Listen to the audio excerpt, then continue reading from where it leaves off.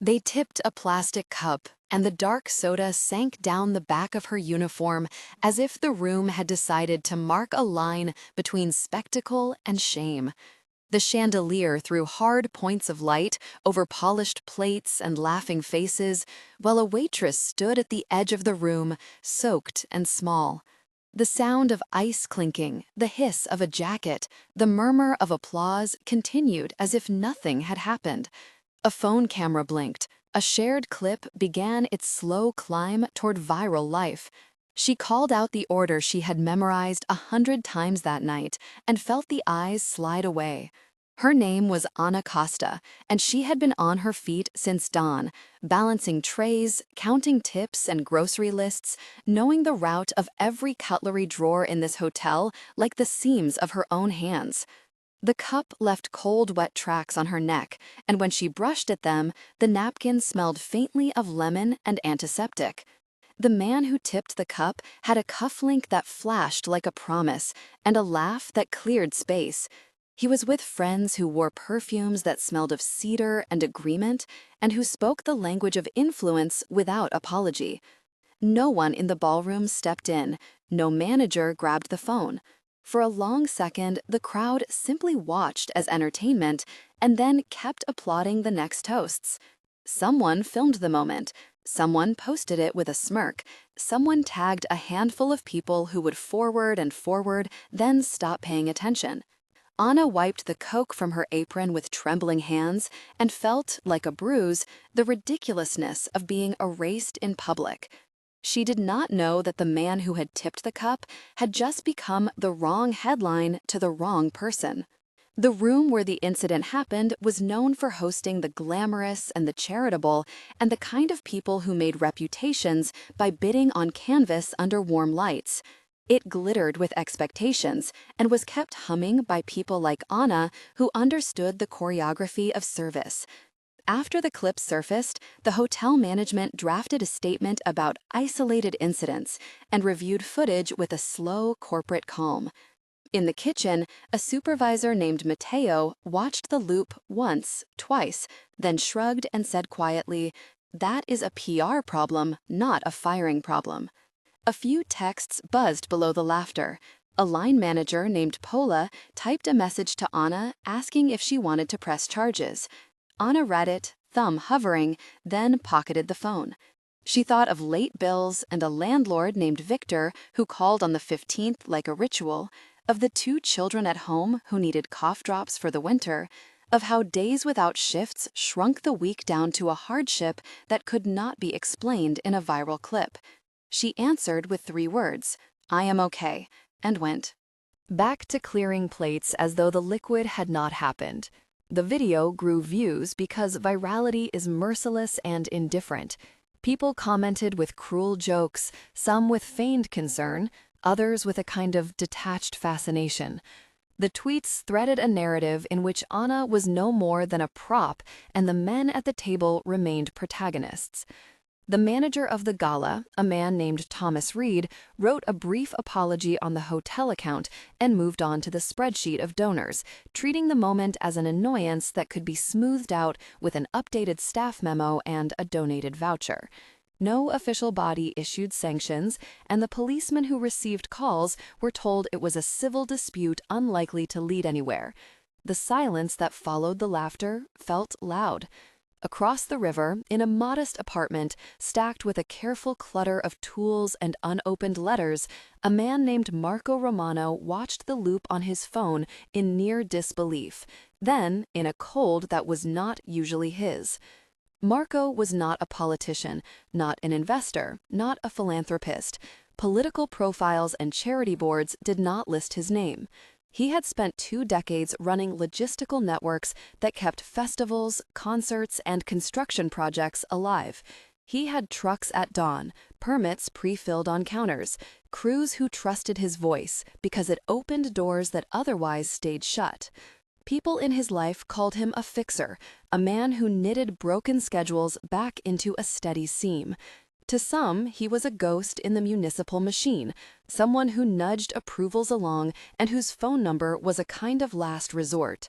At home, he was the husband of Ana, a man who reheated 2 plates of pasta and listened to the small complaints of the children before folding them into bed. On the screen, his face did not change much, but the shade of his jaw tightened. He set the phone down and walked through the tiny kitchen, feeling the lemon smell of the napkin in the memory of the clip like an accusation. He called Paula at the hotel, not to threaten, but to ask what had been done. The manager mumbled corporate lines. Marco listened, then said softly, "That will not be enough." His voice did not rise. When you hear the word mafia, you imagine violence and open threats. That was not the initial temperament of Marco Romano. He was a man who had learned to move pressure where it would be felt without raising fists. He knew the architecture of influence in the city, the firms that built facades, the investors who bought silence, the permits that could be made to leg, the accounts that ran on trust. He had not liked being drawn into a public spectacle that had humiliated Ana in a room of people who thought their laughter harmless. He had not spoken for a few hours after the call. Then he made 3 calls that looked like routine check-ins to some and like the beginning of something deliberate to others. Marco had a backstory that did not read like a crime novel, but like the ledger of a life spent in logistics. He had been the son of a delivery man who taught him how to read a city by its loading docks. He had apprenticed with a contractor named Luis Mendez who taught him the difference between a good invoice and a lie. When construction contracts tightened after a downturn, Marco learned to move money through legal instruments and reliable relationships. Over time, he had built a small network of suppliers and union foremen who trusted him because he paid them on time and because his word preserved jobs. He had run a fleet that serviced municipal events, passing equipment through permits, keeping noise approvals current, and accommodating last-minute changes with a kind of professional calm that earned him respect. He had not been the sort of man to relish retribution, but to protect what mattered. His marriage to Ana was not an ornament for his reputation, and the sound of other people's laughter at her expense shifted something inside him toward action. He had a ledger, and he had names, and he understood how the city breathed financially. He also had a reputation that made some people cautious and some people deferential. He did not call his brother to threaten. He called people who mattered to keep the city running. The decision to press back began in a small room with coffee and the names of those who would listen. Marco gathered 5 people he trusted and 1 he did not entirely trust. There was Lucia, a longtime union organizer who kept an ear for grievances on building sites. Daniel, an accountant who understood how to read covenants and liquidity. Rosa, a supplier of event staging with access to warehouse lists. Karim, a driver who knew routes and schedules, and Helena, a PR consultant who advised nonprofits and had a knack for turning attention into consequence. Together, they sat around a table that smelled of espresso and printed papers. Their dialogue was crisp and full of freighted meaning.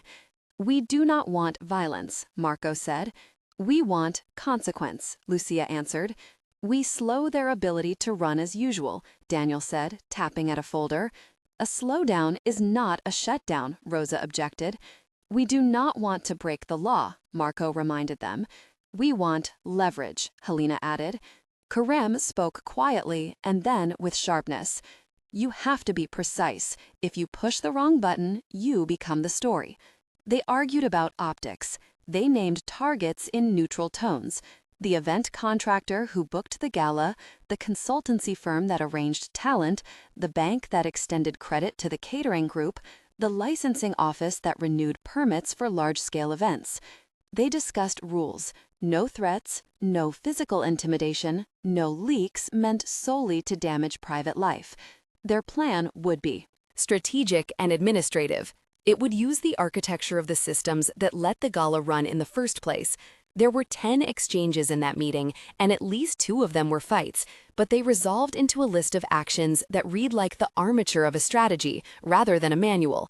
gather documentation, identify contractual dependencies, call in favors, push for reevaluation of permits, ask for audits where irregularities could be argued. Helena wrote a press statement in pencil as a thought experiment more than a script, and Daniel read aloud clauses that might require review. The group left the room with a sense that they were moving toward a pressure that would be uncomfortable to the powerful but legally defensible. The CTA that lives in the chest of every story of this type appears here in the text and to the reader who pauses. If this scene moved you, what would you do in Anna's place?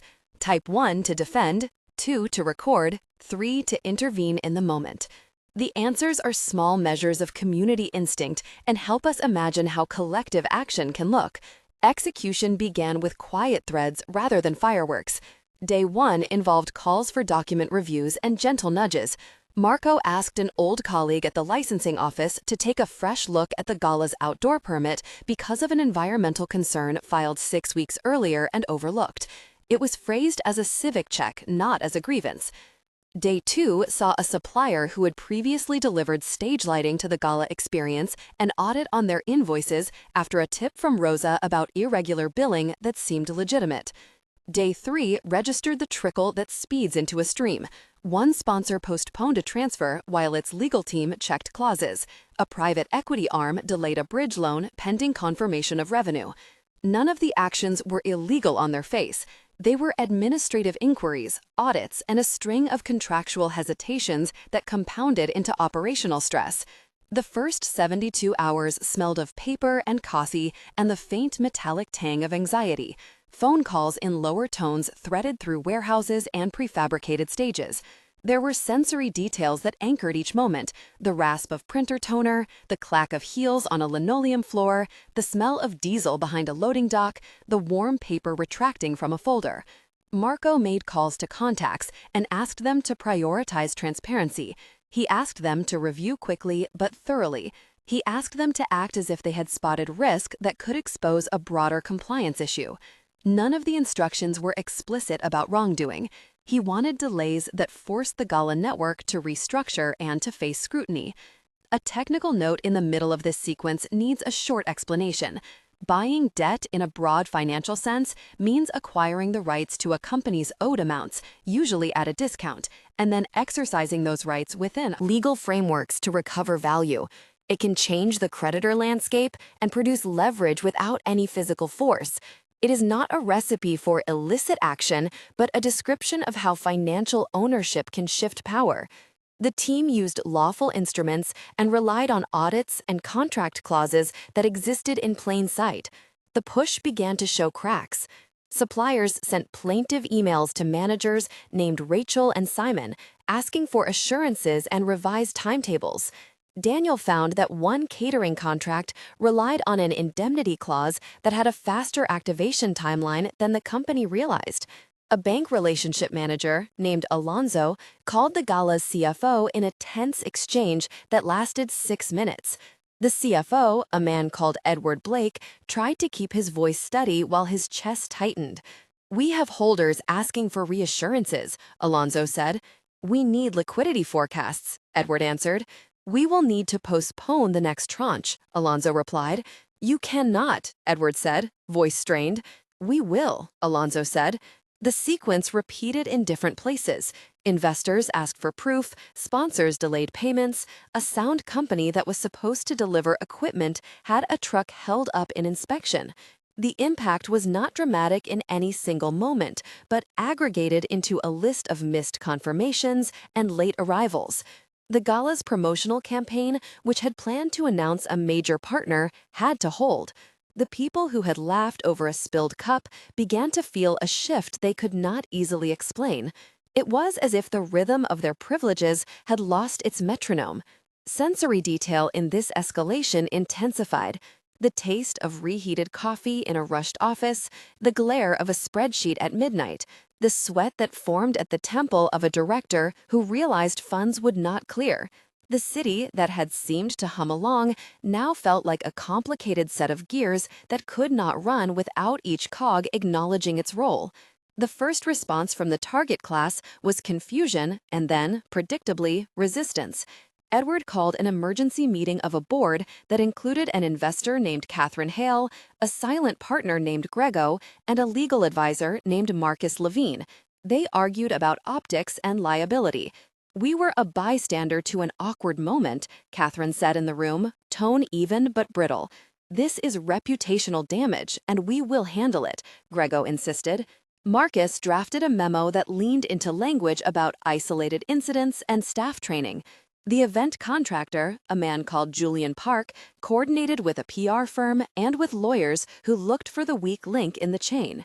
The board met twice in 24 hours and filed a response with the hotel. They tried to find a scapegoat. Meanwhile, Marco's team amplified legitimate concerns with a modest public narrative. A coalition for workplace dignity wrote a letter that asked event hosts to account for their safety protocols and asked the licensing board to ensure compliance. The coalition included Lucia, a small nonprofit called Hands at Work. The letter was framed not as revenge but as accountability. It drew attention from local reporters who called both the hotel and the event contractor. The contractor's supply chains were not built for scrutiny, and so they spluttered under it. The panic at the top became evident in a flurry of calls to lawyers, in the sense of desperation that comes from a loss of predictable cash flow. Investors asked for contingency planning and for proof that a damaging publicity cycle could be contained.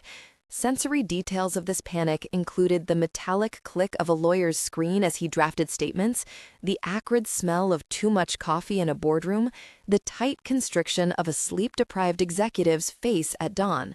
Then came the financial maneuver that changed the conversation. Marco and Daniel identified a tranche of short-term receivables tied to the contractor and to partners that were due in a month and were held by a regional broker.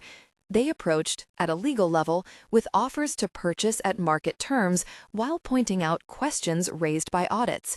The move, explained without operations, aligned fiscal realities with the leverage they already generated. A technical explanation that keeps legal safety in mind: purchasing receivables or debt operates within financial markets as a transfer of claim from one creditor to another. It can be used to renegotiate the timeline and to push for settlements sooner or different terms. It requires transparent contracts and banking relationships and does not involve coercion beyond standard negotiation. The team structured an acquisition that gave them a legal foothold into the cash flow of the event network and into the decision-making over payment priorities. That meant the people at the top had a new stakeholder to answer to, and stakeholders ask different questions than hosts do. The result was not physical harm, but the ability to name priorities at the moment funds were scarce.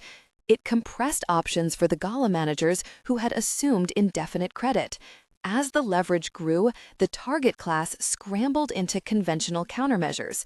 They threatened litigation, they called in PR reinforcements, they went to the licensing board to demand swift review of any new inquiries. They tried to rally their own suppliers and to offer expedited payments for loyalty. In a tense scene in an office that smelled of new leather and fast food left from an all-night strategy session, the contractor, Julian Park, confronted Marco in neutral territory, under the watchful eyes of lawyers. The dialogue was sharp and purposeful. "You are asking us to kneel to your terms," Julian said. "I am asking you to honor your obligations," Marco replied. "You are using networks I built for you," Julian accused. "You were using them while you laughed," Marco said. "We can solve this without public spectacle," Julian offered.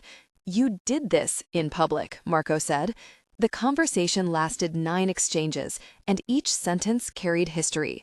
Julian threatened a countersuit. About defamation, Marco handed over documentation that showed legitimate audit flags and payment timelines.